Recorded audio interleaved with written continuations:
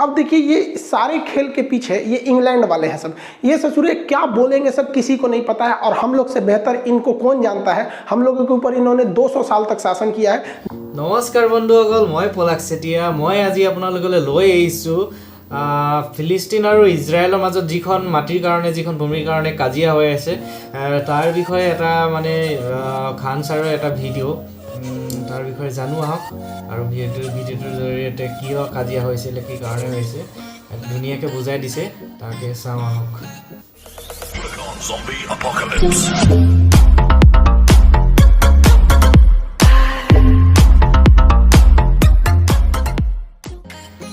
নমস্কাৰ অসমবাসী ৰাইজ, পাৰিলে মোৰ চেনেলটো ছাবস্ক্ৰাইব কৰি দিব, লাইক শ্বেয়াৰ কমেণ্ট কৰি দিব। जय हिंद। हमेशा से विवादों में रहा इजराइल और फिलिस्तीन का जो विवाद है वो फिर से गर्मा गया। इसमें किसकी ज़्यादा गलती है, इजराइल की है या फिलिस्तीन की है? इसमें हमास कौन होता है, गाजा पट्टी क्या है, वेस्टर्न बैंक जेरूसलम पे विवाद क्यों हो रहा है और इसमें कौन सही है, और भारत को किसका साथ देना चाहिए और किसका नहीं देना चाहिए, इससे भारत पर क्या असर पड़ेगा, इसको हम समझते हैं। देखिए जो इजराइल और फिलिस्तीन है ये मिडिल ईस्ट में आते हैं सब। मिडिल ईस्ट एशिया का लास्ट हो जाता है, ये वाला एरिया हो जाता है। तो आप देख सकते हैं भारत से दूरी भी अच्छी खासी है। ये एरिया पूरी तरह से मुस्लिम कंट्रीज के बीच में है यहाँ पर, और यहाँ इजराइल है इसी के बीच में। इसको अगर पास करके हम इस एरिया को देखते हैं यहाँ से, तो आप इस तरह से देखेंगे। ये हमारा इंडिया हो गया, इंडिया से पाकिस्तान, ईरान, और उसके बाद ये वाला एरिया आ जाता है इजराइल का। इजराइल इसी में है आपका फिलिस्तीन। हालांकि पहले ये फिलिस्तीन था, उसको उसके ऊपर इजराइल को बसाया गया। तो स्टार्टिंग से वहाँ पर जो कंट्री थी वो फिलिस्तीन थी। हालांकि वहाँ पहले से भी यहूदी लोग रहते थे, बट एक देश का कंसेप्ट उनके पास नहीं था। वो वहाँ रहते थे, बहुत कम संख्या में रहते थे।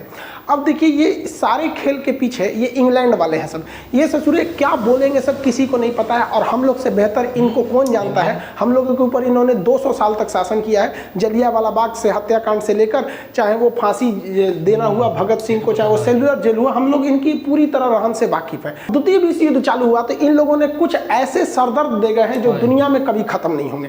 मिडिल ईस्ट में क्या किया इन लोग ने, जहां पहले फिलिस्तीन था, फिलिस्तीन को बांट दिया। कहा कि भैया इजराइल भी रहेगा और फिलिस्तीन भी रहेगा। दो देश यहाँ बना दिया, इजराइल और फिलिस्तीन। कहाँ बैठे बैठे इन लोगों ने, लंदन में बैठ के। कोई चीज अच्छी आ रही है, तोरे बारे में बोल रहे हैं, सुनो ध्यान से। ये दो भाग में यहाँ बांट दिया, और हमेशा से ये लड़ाई होती है। और ये लड़ाई किस तरह से, आप अपने पे समझिए। हमारा अखंड भारत देश था, 1900 इनको बांटा 1948 में यहाँ पर, और हम लोग को ठीक 1 साल पहले बांटे थे सब 1947 में। भारत इंडिया था और ये पाकिस्तान। तो इंडिया पाकिस्तान का विभाजन कर दिया सब, और हम लोग के बगल में एक तो बवासीर छोड़ के चला गया सब 1947 में, और अभी ये बवासीर भगंदर हो गया है। आप खुद समझिए, क्या ये लड़ाई हम लोग के बीच की जो इंडिया पाकिस्तान का इंटेंशन है, इतना मतलब बॉर्डर डिस्प्यूट रहता है, खास करके कश्मीर इशू को, टेररिस्ट आतंकवाद को लेकर, कभी सॉल्व होने वाला लगता है? नहीं लगता है। ऐसे ही इन लोगों ने यहाँ किया।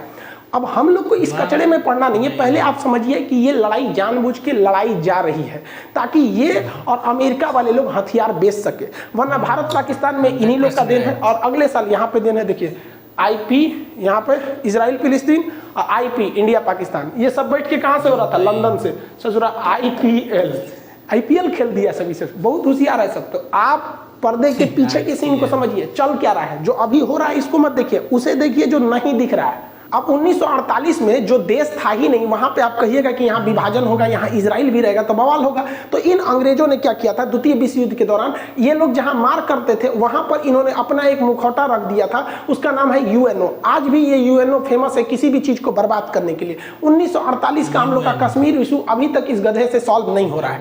इतना पागल संस्था है कि किसी चीज को ये चौपट कर देगा UNO में। तो जानबूझ के इन्होंने मुसलमानों से कहा कि चलो चलो तुमको हम UNO में ले जाते, वही फैसला करेगा। बचपन में आप कहानी सुने होंगे कि किसी ब्रेड के लिए 2 बिल्ली लड़ रही थी, तो बंदर आया उनको फैसला करने, सारा ब्रेड अपने खा लिया। तो UNO ने कहा कि देखो भैया, जो बेलफोर डिक्लेरेशन है उसके तहत इजराइल बनेगी, और इसने एक मील आयोग को बना दिया, और इसने कहा कि देखो भैया इजराइल बन जाएगा। और इजराइल की स्थापना कर दिया 14 मई 1998 को। इस दिन इजराइल की स्थापना हो गई।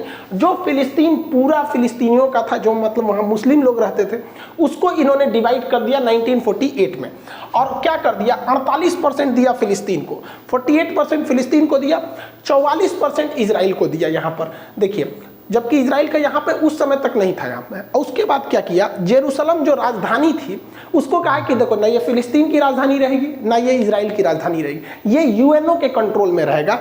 8% का एरिया यूएनओ के कंट्रोल में। जैसे ये बात हुआ, अरब देशों ने कहा कि हम ये होने नहीं देंगे, फिलिस्तीन ने कहा कि ऐसा कभी नहीं हो सकता है, मार होगा, ससुरा स्टार्टिंग स्थापना हुआ, युद्ध चालू हो गया। वो तो भारत भी झेल चुका है, 1947 में आज़ाद हुए मार हो गया। पहली लड़ाई 1947-48 की थी हम लोग की, वही इसके साथ हुआ। इजराइल ने इन लोग को पकड़ के धो दिया, 6 देश आए थे लोग मारने, सबको पकड़ के धो दिया। रीजन क्या है कि ये लोग जो अरब देश के मुस्लिम कंट्री थे, ये जंग लड़ रहे थे जंग को जीतने के लिए, जबकि इजराइल के यहूदी लोग जंग लड़ रहे थे अपना अस्तित्व बचाने के लिए। उन्हें पता था कि अगर ये युद्ध हारेंगे तो हम ये युद्ध नहीं हारेंगे, ये पृथ्वी हार जाएंगे, फिर हमें कोई पूछने वाला नहीं है, इसलिए वो युद्ध को जीत गए। अब यहाँ पर यूएनओ को क्या मतलब बना कि जेरूसलम पर अपना कब्जा रखने का, तो इसके लिए कारण है जेरूसलम 3 धर्मों का पवित्र स्थल है। जैसे ये देखिए, ये जो इजराइल है अभी नक्शा, तो इसमें जो ग्रीन वाला एरिया दिख रहा है ये दिया गया था फिलिस्तीन को, जो व्हाइट वाला एरिया दिख रहा है वो इजराइल के पास, और जो रेड दिख रहा है वो जेरूसलम है। जेरूसलम को जूम करके देखेंगे तो इस तरह का नक्शा आता है। यहाँ 3 पवित्र धर्म रहते हैं। ईसाइयों का मान्यता है कि उनके जो ईसा मसीह का जन्म बैतलहम में हुआ था, वो बैतलहम जगह जेरूसलम में है। यहूदी जो अभी वर्तमान में इजराइल में रहते हैं, उनका कहना है कि उनके सारे लोग यहीं से सुने, उनका मूल स्थान यही है। और मुसलमानों की तीसरी सबसे पवित्र स्थल अल अक्सा मस्जिद यही है।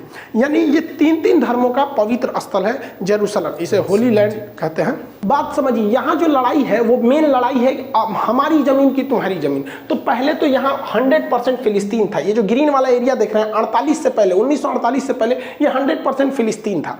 बाद में आप देखेंगे 1948 में यूएनओ ने इसका पार्टीशन किया, तो अब देखिए ये ग्रीन वाला फिलिस्तीन ऐसा रह गया। और जानबूझ के यूएनओ ने एक ऐसा ड्रामा रचा कि आगे जाके लड़ाई होगी। देखिए, आधा फिलिस्तीन यहाँ दिया है, थोड़ा सा यहाँ दे दिया है, बीच में पतला रास्ता दिया है, थोड़ा सा यहाँ दिया है, बीच में पतला रास्ता दिया। इन लोग का पहले से प्लान था। ऐसे ही इन लोगों ने पाकिस्तान को बांटा था, एक और इधर पाकिस्तान, एक और इधर पाकिस्तान, जिसको आगे चल के हम लोगों ने बांग्लादेश में तोड़ दिया। यही काम किया इजराइल ने। जानबूझ के इजराइल को कहा गया था कि भैया तुम आगे जाके तोड़ोगे तो ये छितरा जाएगा, उधर वो छितरा जाएगा। फिर अगले साल इजराइल ने ऊपर वाला घोट लिया। देखिए इजराइल खत्म, अब फिलिस्तीन यहाँ बच गया, यहाँ बच गया। उसके बाद धीरे धीरे देखिए इसमें भी धीरे धीरे कब्जा करना इजराइल चालू कर दिया। तो इजराइल ले दे के 12% फिलिस्तीन बचा है। तो जो फिलिस्तीन पहले 100% था, अभी वो 12% है, और पूरा इजराइल उस पर कब्जा कर रहा है। तो फिलिस्तीनियों का एक तो मेंटली भाई किसी का भी मोरल गिरेगा कि नहीं कि हमारा देश तुम हम ही को पीट रहा है। और इजराइल ने अलग अलग नियम बना रखा है। फिलिस्तीन के लोग हथियार नहीं रख सकते, एयरफोर्स नहीं रख सकते, आर्मी नहीं रख सकते, ये लोग मतलब नेवी नहीं रख सकते, और ये सब कुछ रखता है इजराइल। और जो हमला हो रहा है वो बेसिकली हमला इस गाजा पट्टी से हो रहा है, अभी आगे समझाएंगे। वो भी हमला हो रहा है और वो हमास कर रही है, आर्मी नहीं कर रही है। हमास वहाँ के हिसाब से एक आतंकवादी संगठन है, इजराइल के हिसाब से वो हमला कर रही है, न कि फिलिस्तीन की आर्मी। फिलिस्तीन वालों के पास पत्थर रहता है मारने के लिए, और हमास जो है आतंकवादी संगठन, वो रॉकेट मारता है। ओवरऑल आप कंसेप्ट समझिए, इजराइल जानता है कि ये लोग कमजोर देश है, इन्हें उत्तेजना दिलाओ, और जैसे ये लड़ने के लिए आएंगे मारो, भयानक जमीन कब्जा लो। और ये लोग जरूर, ये लोग समझेंगे नहीं, ये लोग ताव में आ जाएंगे तुरंत। इतना बड़ा था फिलिस्तीन। देखिए फिलिस्तीन समेटते गया, वो काला वाला एरिया जो है वो यहूदी का है, मतलब वो इजराइल है। धीरे धीरे देखिए ये निपट गए, इतनी सा बचे हैं, लग रहा है बस प्रसादी के हिसाब से बचे हैं। देखिए इतना पहले पूरा था, इतना हो गया। अब इजराइल का मेन कॉन्सेप्ट समझिए क्या है। इजराइल कहता है कि भाई फिलिस्तीन वालों को हम तोरा उकसाएंगे, कोचेंगे, और तू कोचा जाएगा, तू आएगा पत्थर मार दे, हम फोड़ देंगे, तुमको तबाही करेंगे। हमास खूब से खूब करेगा तो गली मोहल्ले पे हमला कर देगा, कार और जला देगा, यही रॉकेट में करेगा। और उसके बाद से उसके पास एयरफोर्स है, वो आएगी, मारेगी, जमीन कब्जा करेगी। जब जब लड़ाई हुआ है तब तक हार फिलिस्तीनियों की हुई है और उत्तेजना होगी यहाँ पर। अब इसका मेन कारण कहाँ से हुआ, इसको समझते हैं हम लोग। देखिए मुसलमानों में ना 3 पवित्र स्थल है, जिसको आप 2 ठो को जानते हैं, जैसे कॉमन लोग यही मतलब फेमस है, एक मक्का और एक मदीना।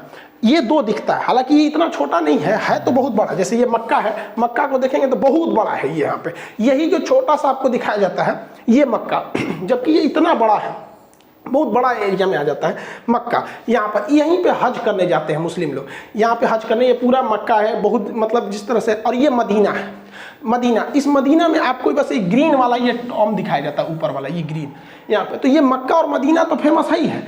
इस मक्का और मदीना के अलावे अल-अक्सा मस्जिद भी बहुत पवित्र है, ये मुसलमानों की तीसरी सबसे पवित्र स्थल है। तो मक्का तो यहाँ हो गया, यहाँ पे मदीना यहाँ हो गया, तो मक्का और मदीना जो है वो सऊदी अरब में हो गया, लेकिन अल-अक्सा मस्जिद जो है वो जेरूसलम में है। अब विवाद समझिए, जेरूसलम ना फिलिस्तीन का है और जेरूसलम ना ही इजराइल का है, और जेरूसलम पर अधिकार यूएनओ का है, लेकिन यूएन कठपुतली बना रहता है और इजराइल उस पर कब्जा करते हुए आगे बढ़ते रहता है। इसी यहीं पे से विवाद स्टार्ट हुआ है, लेकिन ऐसा थोड़ी होगा कि डायरेक्ट विवाद स्टार्ट हो जाएगा। कोई मंदिर में पूजा करने जाए या मस्जिद में जाए, गिरजाघर में जाए और कहे कि चलो आज बवाल करते हैं, कुछ ना कुछ पहले से मैटर होगा, वहाँ लोग इकट्ठा हुए होंगे और अचानक चालू होंगे। हुआ यहीं से है, लेकिन मैटर इसके पीछे शाहजरा का है। देखिए, जो इजराइल जो जेरूसलम जो यूएनओ के अंडर में आता है ना, उसके पास एक जगह है जिसका नाम है शाहजरा। सुप्रीम कोर्ट इजराइल की शाहजरा ने कहा कि यहाँ पे जो फिलिस्तीनी रहते हैं इनको खाली करवा दीजिए, क्योंकि यह जो जगह है वो यहूदियों का है।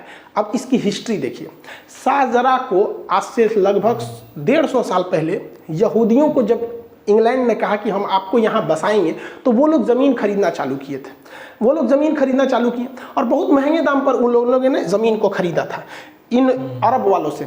आज जो ये अरब वाले चिल्ला रहे हैं ना, ये बहुत ज़्यादा पैसे लेकर फिलिस्तीनियों से, उनसे यहूदियों से ज़मीन बेचा था, और वो ज़मीन बेचते ये लोग खरीदे थे इस ज़मीन को, इनके पास प्रॉपर पेपर है और इन लोगों ने ही बेचा था। अब सुप्रीम कोर्ट ने कहा कि भैया 150 साल पहले ये शाहजरा की जो ज़मीन थी वो इजराइल वालों ने खरीदी थी, इसलिए जो यहाँ पर मकान फिलिस्तीन वालों ने बनाया है ना, लगभग 500 मकान, उस पर जेसीबी चलवा के तुड़वा दो। सुप्रीम कोर्ट ने ऑर्डर दे दिया कि नहीं, इसको तोड़ा जाए, और वहाँ से तोड़ा मतलब तुराई खाली चालू हो गया कि भैया यहाँ से इन लोग को भगाया जाए। अब इसी का बवाल था कि भाई आप पुराना मैटर क्यों खोल रहे हैं, 150 साल पहले क्या था उस तरह से। जो लोग फिलिस्तीन का समर्थन करते हैं वो कहते हैं कि जो 150 साल पुराना मैटर है उसको लाओगे उस हिसाब से तो बहुत से लोग इधर से उधर हो जाएंगे, लेकिन वही लोग क्या कहते हैं, तुर्की का वो लोग विरोध नहीं करते हैं, क्योंकि तुर्की में एक बहुत बड़े राजा थे उस समय का, सुल्तान अल फतेह। इन्होंने क्या किया भैया कि तुर्की का जो हाजिया सोफिया जो मस्जिद है, पहले वो तो चर्च था, उस चर्च को इन्होंने खरीद लिया, चर्च को खरीद लिया, यहाँ पे हाया सोफिया को पैसे में खरीद लिया था इन्होंने। और उसके बाद जब द्वितीय विश्व युद्ध हुआ तो अंग्रेजों ने कहा कि देखो भैया, इसकी पुरानी हिस्ट्री तो ये चर्च थी, बाद में इन्होंने खरीद के मस्जिद बना दिया, एक काम करो ये झमेले से हटा दो, इसको म्यूजियम बना दो। तो द्वितीय विश्व युद्ध के बाद उसको म्यूजियम बना दिया गया। लेकिन भाई साहब ये तैयबुल अर्दोगान आए, कहे कि ना म्यूजियम कैसे, 400 साल पहले हम लोगों ने खरीदा था, इसलिए यहाँ मस्जिद होनी चाहिए। भाई साहब यहाँ पे लोगों ने तर्क दिया कि भाई हम खरीदे थे तो हमारा अधिकार है। तो भाई साहब यहाँ भी जरा ध्यान दीजिए, यहाँ भी वही वाला कंसेप्ट लगा है। आप 400 साल पहले चर्च को खरीदे थे और आप कहते हैं कि फिर से ये चर्च नहीं मस्जिद होना चाहिए क्योंकि हमने खरीद लिया है। तो इजराइल भी यही कह रहा है कि भैया 100 साल पहले हम लोगों ने इसको हायर रेट पे देके तुम अरब वालों से ही खरीदा था, इन्हीं लोगों से खरीदा था, ये लोग बेच बेच के पैसा में कमा लिए थे, तो कहता है कि वापस दो यहाँ पे। तो ये कन्फ्लिक्ट का मेन मैटर था शाहजरा। शाहजरा से ही थोड़ी सी दूरी पर है अल-अक्सा मस्जिद। फ्राइडे की नमाज पढ़ने रमजान में लोग जब वहाँ इकट्ठा हुए थे तो वहाँ पर इन लोग को पता था, इजरायली खुफिया एजेंसी को, कि शाहजरा को जब खाली कराया जा रहा है तो वहाँ पे कुछ विवाद होगा। तो इन लोगों ने सिक्योरिटी को वहाँ पे अपने सिक्योरिटी गार्ड्स को लगा दिए थे और इनमें तू मैं हूँ बगझग हुआ। अब यहाँ से भी पत्थर चले, उधर से भी चला और इसमें भीषण रूप ले लिया यहाँ पर। और सिक्योरिटी वाले लोग ऐसे ही मस्जिद के अंदर घुस गए जिसका पूरी दुनिया में विरोध होने लगा। अब वहाँ पर कुछ लोग जो थे वो पत्थर ये सबके पास पत्थरे रहता है, दूसरा तो कुछ रहता नहीं। आई लोग भाई पूरा बुलेट प्रूफ बन के तैयार से गया था, ये मार दिया, ग्रेनेड बम विस्फोट धड़ाम धड़ाम उड़ गया। आप लोगों ने वीडियोज वगैरह तो बहुत देखे होंगे। अब यहाँ पर बहुत दहशत फैल गया यहाँ पर इस एरिया में। अब कभी भी इजराइल ही भारी पड़ेगा। जिन आप कितना चिल्ला लीजिएगा, इन सेना के आगे आम आदमी नहीं टिकेगा। और इस घटना के बाद जो यहाँ पर घटना हुई, बेंजामिन नेतन्याहू पूरी तरह घिर गए। अब यहाँ इजराइल डबल संकट से जूझ रहा है। देखिए, इजराइल पर इंटरनेशनल दबाव इतना ज्यादा आने लगा। यूएनओ ने दबाव बनाया कि वो भैया वो एरिया मेरे अंडर में आता है, तुम काहे वहां घुस गया है। भारत ने भी इवन की न्यूट्रल रहते हुए कहा कि इजराइल को यथास्थिति बना के रखनी चाहिए। अब पूरी तरह से इंटरनेशनल बवाल वहां हो गया।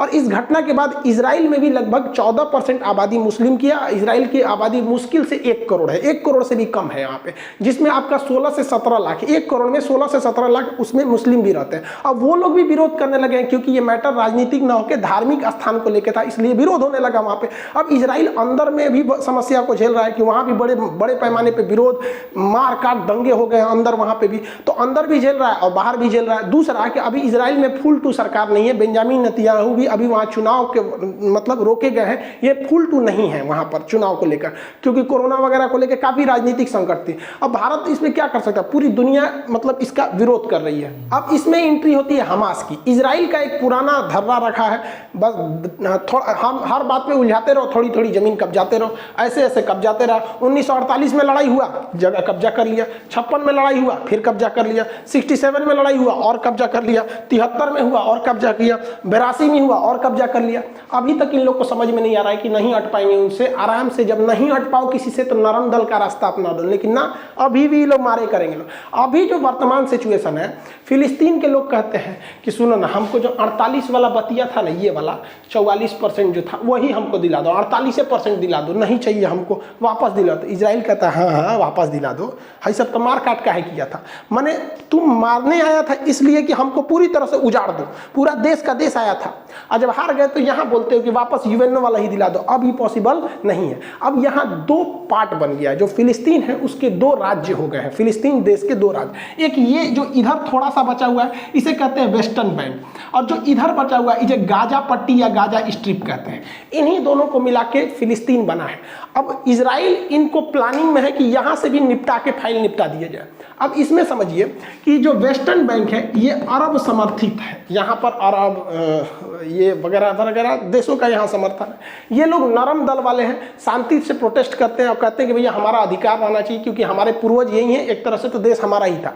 यहाँ आप शांति देखेंगे, यहाँ मारधार नहीं होता है, यहाँ पे अगर प्रोटेस्ट भी होगा तो डेमोक्रेटिक तरीके से नॉर्मल होगा। लेकिन गाजा से मिसाइल चलने लगती है। इवन जो शाहजरा वाला एरिया है वो यहाँ है, जेरूसलम वाला एरिया यहाँ है, लेकिन जो रॉकेट दागे जा रहे हैं वो गाजा से दागे जा रहे हैं, यहाँ से दागे जा रहे हैं। अब ये गाजा में ऐसा क्या है, तो गाजा में ईरान का समर्थन है और इसमें अरब का समर्थन है। गाजा में एक हमास नामक संगठन है, ये हमास ये कहता है कि इजराइल जो है वो हमेशा जुल्म करता है, बम मारता है, तो इसका मतलब ये नहीं कि तुम कब्जा करते जाओगे हम चुपचाप रहेंगे, हम भी मारेंगे तुमको। अब ये लोग क्या करते हैं, रॉकेट से हमला करते हैं। इनके पास बहुत तगड़ा रॉकेट नहीं होता है, 3 लाख का आता है एक कासम रॉकेट, ये बहुत हैवी पावर का नहीं होता, देखने में नहीं लग रहा है ये क्या करेगा, ये खेत में लगा के मार देते हैं सर। लेकिन हाँ, ये एक पब्लिक के लिए बहुत खतरा है, किसी देश के लिए नहीं, बट पब्लिक वाले एरिया में गिर जाएगा तो तबाही मचा देता है। ये कासम रॉकेट जो है ये लगातार मारते हैं सब, और ये 1-2 नहीं मारता है, एक के बार मारेगा सो 200, 400, 500, अब तक के लोग सोचा 1500 मार चुका है लोग रॉकेट एक हफ्ता में धड़ाधड़। इसको ट्रांसपोर्ट करने में कुछ जाता नहीं, लगाओ पलिता मार दो यहाँ से, इनमें कोई टारगेट फिक्स नहीं रहता है, गिरे जहाँ गिरे मन गिरो वहाँ पर। अब इनका इन लोगों ने बड़ा रेंज भी बना लिया है कासम रॉकेट का। पहले इजराइल का थोड़ा सा एरिया आता था, अभी धीरे धीरे इन लोगों ने पूरे एरिया को कब्जा कर लिया, इस कासिम रॉकेट के अंदर में आ गया, तेल अवीव तक हमला कर दिया है वहाँ से। इस बार हमास ने इजराइल को ज़्यादा क्षति पहुंचाया पिछली बार के तुलना में। अब आप कहेंगे कि गाजा के पास ये रॉकेट आ कैसे जाता है, क्योंकि गाजा का जो एरिया है अगर आप ध्यान से देखेंगे तो ये गाजा का एरिया आप इधर देखेंगे तो इधर से इजराइल से घिरा हुआ है, इधर से समुद्र से घिरा हुआ है, तो समुद्र में इजराइल की नौसेना रहती, इधर थल सेना रहती, ऊपर वायुसेना रहती, आ कैसे गया। तो ये एरिया थोड़ा सा मिस्र का एरिया लगता है, यहाँ मिस्र का, तो मिस्र के रास्ते ये पहुँच जाते हैं, जिसमें हमारे ओबामा साहब ने बड़ा भारी रोल निभाया था मिस्र तक पहुँचने में। देखिए ये मिस्र देश है, मिस्र का ये सिनाई प्रायद्वीप है, ये गाजा से सटता है। तो जब बराक ओबामा थे ना, तो इनको मिडिल ईस्ट में हीरो बनने का शौक था, इन्होंने ईरान से समझौता किया था, और P+ करके आप लोग 2013 में अगर होंगे तो 13 वाला को अगर करंट अफेयर को देखेंगे तो वहाँ ध्यान में होगा। तो इनका संबंध इन दोनों से बहुत अच्छा था, क्योंकि इन्हीं के समय यहाँ पे ओसामा बिन लादेन मारा गया था, और इन लोगों ने अमेरिका को पाकिस्तान को क्लीन चिट दे दिया था, कि पाकिस्तान को तो पता ही नहीं था क्लीन चिट है, उसको नहीं पता था यहाँ पर। अब भाई साहब ईरान को जब परमिट मिला तो ये ईरान यहाँ से इसी कासिम रॉकेट को ये सिनाई प्रायद्वीप के माध्यम से यहाँ ठुसवा दिया, सुरंग बना पहुंचा दिया हजारों की संख्या में, इवन कि वहाँ फैक्ट्री लगवा दिया, और यही रॉकेट आज इजराइल में तबाही मचाते हैं। इसलिए हमको आपको इस मचमच में पड़ने की जरूरत नहीं भाई साहब, ये लोग खुदे पहुंचे हुए फकीर है। ये लोग हमेशा चाहते हैं लड़ाई हो, क्योंकि लड़ाई ना होगा तो इनका हथियार नहीं दिखेगा, क्योंकि अगर अंधेरा ना हो तो टॉर्च का बिजनेस ही खत्म हो जाएगा। हालांकि इजराइल की एक मिसाइल डिफेंस सिस्टम है जिसका नाम है आयरन डोम, ये छोटे दूर में किसी भी मिसाइल को मार के गिरा देती है। अब वहां से ये लोग कितना भी रॉकेट मारे उसका 90% रॉकेट को ये मार के गिरा देते हैं। तो अक्सर आप सुनते होंगे कि 1200 मिसाइल दाग दिया गया, अब कई आदमी मारा तो कभी 1, कभी 2, कभी 3 ऐसा होगा। आप खुद सोचिए, भारत अगर चाइना या पाकिस्तान पे 1200 मिसाइल मारेगा तो एक के आदमी कई गो और चल जाएगा यहाँ पे। तो पहला कि इनका रॉकेट छोटा होता है, हमास वालों का ये लोग डिफेंस कर लेते हैं। कभी कभी क्या होता है, हमास भी इस चीज को पकड़ लिया है, वो जानता है कि इसका रडार जो है ये कितने रॉकेट को पकड़ गया, आप कितना मारेंगे, क्षमते भरना, तो ये लोग एक ही साथ 200, 250, 300, 400 पूरा दाग देता है। अब उसमें कंफ्यूज हो जाता है, मारते मारते 2-4 तो शहर पे गिर ही जाता है यहाँ पर। तो इन लोग को थोड़ा इकोनॉमिकल लॉस होता है, लेकिन इन लोग के पास ये करोड़पति है भैया, इनके लिए 30 लाख उतना मायने नहीं रखता है जितना उन लोग के लिए 3 लाख मायने रखता है, क्योंकि उनको रमजान में रोजा खोलने के लिए भी जो खाना दिया जा रहा है ना, वो यूएई और यूएन के थ्रू आ रहा है, वहां पे पैसा तो खाए को नहीं है, उन लोग के लिए 3 लाख बहुत हो जाता है। जनरली लोगों को लगता है कि ये दुश्मन की मिसाइल है और इस तरह मिसाइल आके मारती होगी, ये तरीका गलत है। मिसाइल ऐसे नहीं इंटरसेप्ट करती है, बल्कि उसके बगल से गुजर के और उसके बाद खुद को, जैसे ये बगल से गुजरेगा ये खुद को फाड़ लेता है। यहाँ पर इसको नेक्स्ट क्लास में बता देंगे कि आयरन डोम काम कैसे करता है। ओवरऑल जब भी लड़ाई हुआ है तो हमास जो है वो उधर से वो फायरिंग करता है और इजराइल फायर इधर से करता है। अब चूंकि फिलिस्तीन के पास अपनी आर्मी नहीं है, उनके पास ना नेवी है, ना एयरफोर्स है, ना कुछ है, तो वो लोग कुछ नहीं कर सकते। या तो हमास नामक आतंकवादी संगठन के थ्रू ये लोग मारेंगे, आम जनता के पास केवल पत्थर है, लाठी है, इसके सिवा वहां पर कुछ नहीं है। और इजराइल के पास बहुत हैवी पावर है यहाँ पर। अब देखिए यहाँ पर ये हमास के रॉकेट आके यहाँ गिरे हैं, जिससे इजराइल को काफी क्षति पहुंचा और इजराइल में लगभग 7 लोगों की मौत हो गई है। इसमें एक भारतीय नर्स भी थी। भैया इनकी क्या गलती थी जो मार दिया? कम से कम आके एक बार माफी तो मांग लेते हमास वाले, फिलिस्तीन वालों, कम से कम कि भैया हम इसके लिए मतलब हमें गलती हो गई। गजब बात करते। और इजराइल ने मारा तो 67 लोग मर गए हैं यहाँ पर। अब ये लोग फिलिस्तीन वाले हल्ला कर रहे हैं, फिलिस्तीन के समर्थन वाले कह रहे हैं कि वहाँ बच्चे भी मरे हैं। तो भाई बच्चे, महिलाएं जब मरती हैं तो पूरी दुनिया, मतलब सब लोग कहते हैं कि ये गलत है। लेकिन समझिए यहाँ मेन, इजराइल बार बार उकसाएगा, आपके पास ताकत नहीं है, आप नहीं लड़ पाएंगे। ये रॉकेट से, पत्थर से, लाठी से इजराइल को नहीं हराया जा सकता। अब इजराइल के साथ गलत क्या हो जाता है, इजराइल के जितने हथियार हैं बहुत पावरफुल है, तगड़े हैं एयरफोर्स से। अब उसमें हमला करेगा तो ऐसा नहीं है कि केवल आतंकवादी मारे जाएंगे, सिविलियन भी मारे जाएंगे, जो गलत हो जाता है। दुनिया के किसी भी इंसान को तकलीफ तब होती है जब युद्ध में मासूम, मतलब छोटे बच्चे मर जाते हैं। अब ये छोटे छोटे बच्चे के ना थोड़ा सा दया लगने लगता है। लेकिन आप देखिएगा भारत पाकिस्तान के बीच में युद्ध हुआ, कम से कम ये तो नहीं हुआ कि भाई हमारी सेना वहां जाके छोटे बच्चे को मारी हो, या फिर वो बॉर्डर एरिया पे कभी क्रॉस फायरिंग में ऐसा हो जाता है, वो अलग बात है। या फिर वहां के आतंकवादियों को हम लोग से कुछ ज्यादा ही प्यार है, ताज होटल में फोड़ के चले जाते हैं। अदरवाइज जब सेना में ऐसा होता है तो ये चीज तो ध्यान में रखा जाता है। बट इजराइल के साथ ये सिनेरियो पूरा अलग है। वहां इतनी ज्यादा आबादी है, एकदम घना, इतना तो छोटा है ये, तो वहां ऐसा नहीं है कि भारत की तरह की बॉर्डर से बहुत दूर लोग रहते हैं। इसलिए इजराइल जब भी मारता है तो तबाही ज्यादा लाता है,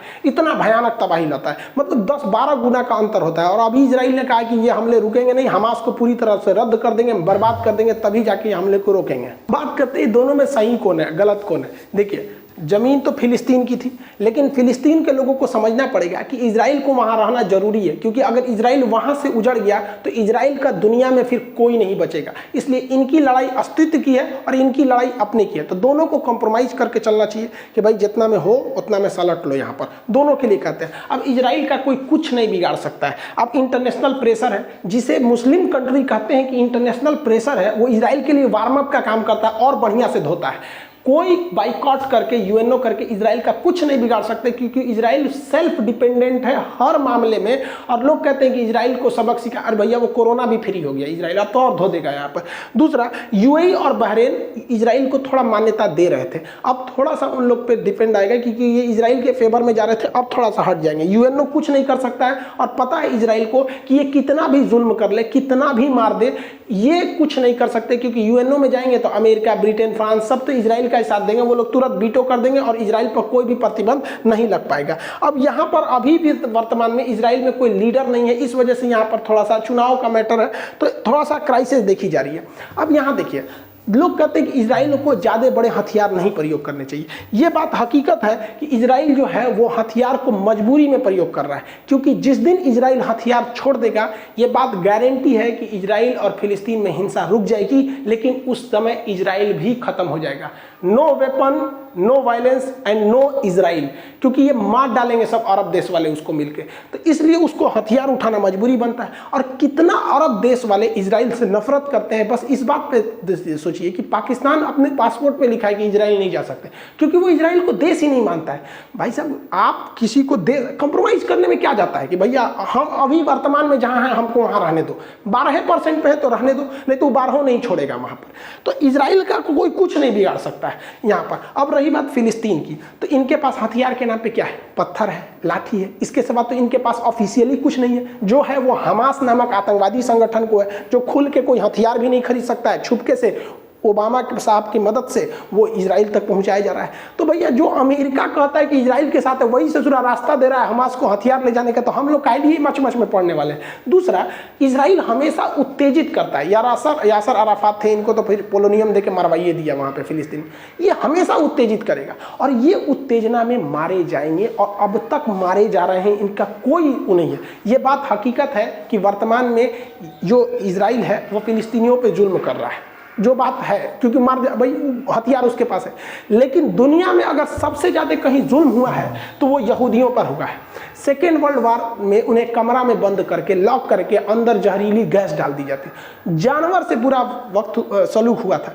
लेकिन इन लोगों ने, यहूदियों ने वक्त की नजाकत को समझा, पढ़ाई पर, टेक्नोलॉजी पर ध्यान दिया, और आज ऐसी हकीकत हो गई है कि भारत जैसे देश को इजराइल से लड़ने से पहले सोचना पड़ेगा, क्योंकि हमारे ड्रोन, हथियार, बंदूक सब इजराइल से आ रहे हैं, सब टेक्नोलॉजी वहाँ पे इतना छोटा है लेकिन इतना डेवलप है। तो इन लोगों पर भी सोचना चाहिए, एरिया मायने नहीं रखता है, आप वहीं रहिए, खुशहाल रहिए, पढ़ाई लिखाई पे ध्यान दीजिए, आगे बढ़िए, जब मौका मिलेगा आप आगे बढ़िएगा। ऐसा नहीं कर रहे हैं कि हम आप मौका नहीं मिले तो आप मत करिए। देखिए, भारत को भी बात करते हैं, हम लोग को भी अपना पीओके वापस लेके आना है, ये हमको अपना पीओके वापस लेके आना है। और चाइना ने जो 1962 में अक्साई चीन कब्जा किया, वो भी हम वापस लेके आएंगे। लेकिन हम हिंदुस्तान वाले, तो नेहरू से लेके हमारे मोदी जी तक में सब ने संयम बरता, और हमें पता है कि जब वक्त आएगा हम बिना कहे थूर के लेके आएंगे। फिलिस्तीन वालों की तरह हम बेवकूफ़ी नहीं करेंगे कि हर 26 जनवरी या 15 अगस्त के दिन जाके हमला कर दे। वो और मजबूत होते जा रहा है इजराइल। हम लोग शांति से बैठे हैं, 2040 तक का इंतजार किया जाए। अभी पाकिस्तान से तो हम लोग निपट सकते हैं, तो 2040 तक की स्थिति आएगी तो हम लोग इकोनॉमिक रूप से सुदृढ़ हो जाएंगे, हम अपना पीओके और अक्साई चीन लेके आएंगे। ऐसा नहीं है कि हम नहीं ले आ सकते। 1857 की क्रांति में हम लोग अंग्रेजों से लड़ने निकले थे, लेकिन हथियार, टेक्नोलॉजी, कम्युनिकेशन न होने की वजह से हमारा 1857 की क्रांति फेल हो गया। आए उसके बाद महात्मा गांधी, इन्हें पता था कि हमें एक लॉन्ग टाइम लीडर चाहिए। लॉन्ग टाइम लीडर के पीछे जनता चलने को तैयार होती है, और गरम दल करेंगे तो लॉन्ग टाइम लीडर नहीं रह पाएंगे। जैसे हमारे चंद्रशेखर आजाद जी, इनका भी टाइम बहुत बेहतरीन थे, बट टाइम पीरियड बहुत कम था। भगत सिंह, ये भी बहुत बेहतरीन, बट टाइम पीरियड कम रह गया। तो गांधी जी को पता था कि भैया हमको लॉन्ग टाइम तक एक लीडर चाहिए, इसलिए नरम दल वाला अपना है। और जब लास्ट मोमेंट आया, यही गांधी जी है ना, करो या मरो बोलने वाले, यही है ना, भारत छोड़ो आंदोलन चलाने वाले, अंग्रेजों भारत छोड़ो। सबसे ज्यादा हिंसा गांधी जी की अगर किसी आंदोलन में हुआ था तो भारत छोड़ो आंदोलन में, और भी पहले दिन गिरफ्तार हो गए। तो वक्त आने पर कोई भी काम करना चाहिए भैया, अभी अपने पे ध्यान दो। हम लोग से कुछ सीखो, हम लोग को भी हमारा पीओके वापस चाहिए, अक्साई चीन वापस चाहिए, लेकिन हम लोग गला नहीं फाड़ते, हम लोग प्लानिंग करते हैं। वक्त बदलते कभी देर नहीं लगती है। मोदी जी जब 2014 से पहले चुनाव नहीं जीते थे ना, तो अमेरिका ने कहा था कि मोदी जी को हम अमेरिका में घुसने नहीं देंगे, वीजा नहीं देंगे। और यही अमेरिका है जो वीजा नहीं दे रहा था, अभी बुला के पिज्जा खिला रहा है यहाँ पर, हाउडी मोदी कर रहा है यहाँ पर। वक्त बदला कि नहीं बदला? भारत की शक्ति ऐसी है कि भारत ने सबको जब वैक्सीन दिया था, तो अभी जब भारत को ऑक्सीजन की जरूरत पड़ी, पूरी दुनिया पहुंची, इवन अरब देश वाले भी पहुंचे, सिंगापुर, कौन नहीं आया भारत को। तो जब आप सबसे मिलजुल के रहेंगे, सब आपकी मदद के लिए आएंगे। आप बस अपने लिए रहेंगे तो केवल आपके अपने ही आपको पूछेंगे, फिर पड़ोसी आपको नहीं पूछेंगे। अभी तो इजराइल ये कुछ नहीं बता रहा है, अभी तो ट्रेलर चल रहा है। इजराइल ने कह दिया कि हमले नहीं रुकने वाले हमास पे। इजराइल का प्लान है ग्रेटर इजराइल बनाने का। जिस तरह इंडिया में नोएडा था, ग्रेटर नोएडा बन गया, उसी तरह पहले तो फिलिस्तीन था, वहां बना इजराइल, अब बनेगा ग्रेटर इजराइल। जरा ध्यान से देखिए ग्रेटर इजराइल का नक्शा, ये अभी वर्तमान इजराइल है जो अभी चल रहा है, और ये जो ब्लैक डॉट देख रहे हैं ना, इनका प्लान है ग्रेटर इजराइल बनाने का। यहाँ से ये मिस्र पर कब्जा करेंगे, यहाँ से सऊदी अरब का ये वाला कब्जा करेंगे, कुवैत करेंगे, इराक को ले जाएंगे, सीरिया को ले जाएंगे, तुर्की का ये लेके आएंगे, जॉर्डन तो पूरा बीच में चला है, लेबनान। तो ये इन लोग का पूरा प्लानिंग है भाई साहब ग्रेटर इजराइल बनाने का। और आप खुद सोचिए, देखिए नफरत अलग चीज़ होती है, जो फिलिस्तीन के समर्थन भी है वो भी जरा ये बात को सोचे कि अगर ये हमला करने आ जाएगा तो इन्हें कौन रोक सकता है। 6 दिन में इन सारे देशों को हरा दिया था 1967 में इसने, तो इसको कोई नहीं रोक सकता, ये इनका प्लानिंग है यहाँ पे। तो अभी के वक्त में भाई साहब आप खुद समझिए कि ये गरम दल के हिसाब से आप यहाँ थे, इतनी समय सिमट गए, जिस हिसाब से इजराइल आपको उकसा रहा है और आप इजराइल की चाल नहीं समझ पा रहे हैं, वो उकसाएगा और आपकी ज़मीन छीनेगा और पूरी दुनिया के पास उसके पास बहाना रहेगा। इवन जो बाइडेन ने भी कह दिया कि इजराइल को अधिकार है, वो अपनी रक्षा कर सकता है। इजराइल दुनिया को दिखाएगा कि मेरे पास 1200 रॉकेट दागे गए, लेकिन ये नहीं दिखाएगा कि इस रॉकेट में उतनी क्षति नहीं हुई जितनी उसके एक रॉकेट में हमास को हो गई। वो तो यही चाहता है, और अगर इन लोग का यही हाल रहा तो आने वाले वक्त में इजराइल इन लोग को यही दे देगा, जो मीट काटने वाला लकड़ियाँ होता है ना, यही बांट देगा। तुम लोग का देश खत्म हो गया, तुम लोग ये ले लो, इसी पे बैठना, इसी पे बैठ के जिंदगी बिताना पड़ेगा। अभी भी वक्त है इन लोग को कॉम्प्रोमाइज कर ले, वरना वहां से यहाँ आ गए, अब ये इस पे बैठ के जिंदगी बिताना पड़ेगा। इजराइल इसको कटवा के रेडी रख रहा है यहाँ। और फिलिस्तीन के लोगों को लगता है कि ये अरब देश बचाएंगे। अरे ये क्या बचाएंगे, इन लोग को कुछ नहीं बचा सकते हैं। इन लोग का खुद का हालत खराब हुआ रहता है, तेल खत्म खेल खत्म, इन लोग के पास आता क्या है इनको।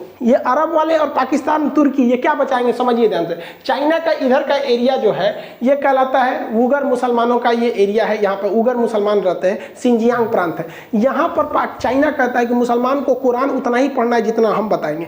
यहाँ महिलाएं अगर कपड़ा पहन लेती हैं पूरा, तो उसको 20 सड़क पे उसके कपड़े काट दिए जाते हैं कि घुटना से ऊपर कपड़ा रहना चाहिए। कोई अरब देश आवाज नहीं उठा सकता है। वहाँ किसी भी लड़की को उठा के लेके चल जाते हैं। ऑनलाइन किसी को चाहिए ऑनलाइन लेके चल जाओ इन लोग को, जिस तरह से जोमेटो इस सब पे ऑर्डर होता है ना, वैसे यहाँ ये लोग ऑनलाइन उठा के लेके चल जाता है मजदूरों को, लड़कियों को। ऐसे कोई नहीं बोल सकता, आज तक कोई आवाज़ नहीं उठा सकता है। यहाँ इस तरह से सरेआम लाठी डंडा से पीटा जाता है। लेकिन ये दोहरी नीति ना हो जाती है कि अगर इजराइल करेगा तो हम आवाज़ उठाएंगे इस आधार पर कि मुस्लिम पर अत्याचार क्यों हो रहा है, और चाइना कहेगा तो हम कुछ नहीं बोलेंगे। ये दोहरी नीति है यहाँ पर। चीन का विरोध करना चाहिए तो देखिए ये अरब के राजा चीन के साथ, ये तुर्की वाला भाई साहब ये देखो ये चीन के साथ है, और ये पाकिस्तान इमरान खान तो सोच रहा है इसका रखेल बन गया, ये क्या बोलेगा यहाँ पर। इन लोग के भरोसे है, ये कुछ नहीं कर सकता है। देखिए पूरी दुनिया को अहिंसा, सच्चाई और शांति के रास्ते पे चलना सिखाया था दलाई लामा ने, बौद्ध धर्म ने। नतीजा क्या हुआ, 1959 में तिब्बत को ही गंवाना पड़ गया। अहिंसा पे चले थे, देश गायब हो गया।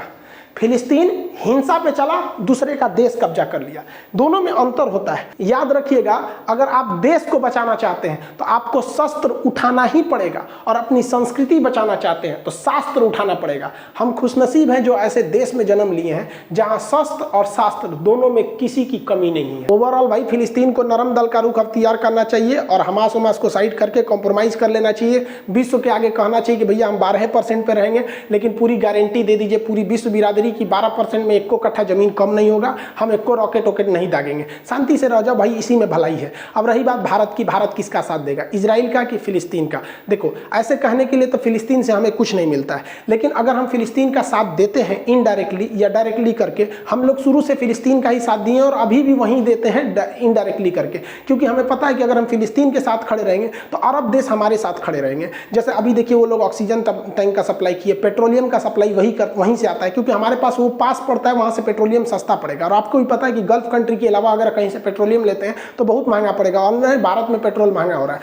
दूसरा कि भारत में लाखों लोग अरब देशों में काम करते हैं, तो हमें पेट्रोलियम चाहिए, वो देश मतलब वहाँ रोजगार चाहिए, इसलिए हमें न्यूट्रल होकर रहना पड़ता है। दूसरा कि हम चाह के भी इजराइल का समर्थन नहीं कर सकते, ये डिप्लोमेटिक कारण समझिए। पाकिस्तान चाहता है कि हम इजराइल का समर्थन कर दें, लेकिन हम करेंगे तो उल्टा फंस जाएंगे। क्यों? क्योंकि अगर जहां हम इजराइल का समर्थन करेंगे कि इजराइल द्वारा कब्जा की गई जमीन इजराइल की हो गई, तो पाकिस्तान कहेगा बहुत अच्छा, तब तो पाकिस्तान द्वारा कब्जा किया गया पीओके भी मेरा होगा। और चाइना उधर से कहेगा बहुत अच्छा, आप कहिए रहे कि कब्जा किया जमीन उसका हो गया तो हमारा अक्साई चीन भी मेरा हो गया।